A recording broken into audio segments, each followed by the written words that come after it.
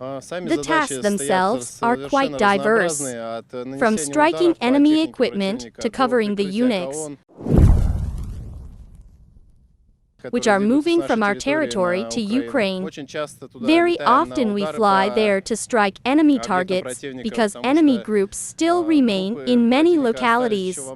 They haven't been cleaned yet, and we have to help because there are a lot of departures. We fly regularly. After each departure, there is a debriefing and preparation for RE departure.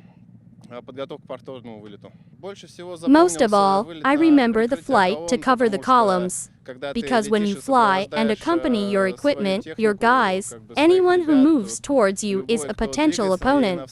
And you start acting very emotionally in a situation when the enemy begins to approach your troops.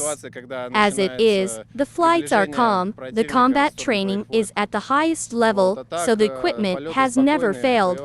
The onboard defense system works perfectly, a very reliable helicopter.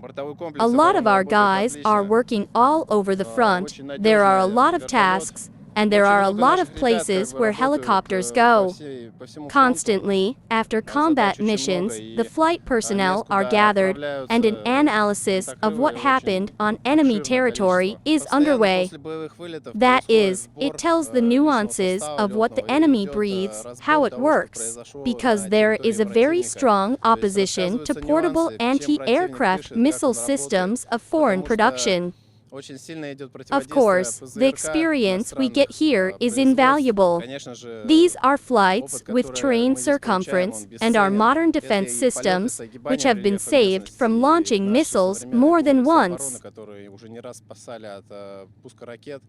Old people, how do they help? What do they tell in general? How does their support help? Does it not help that the men are really experienced, who have passed more than one? Of course, they tell us how it was before Ukraine.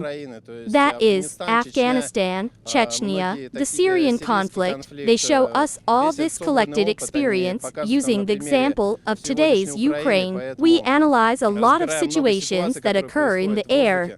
We understand that we fly on very reliable equipment, we have very good instructors, and we do not have to be afraid.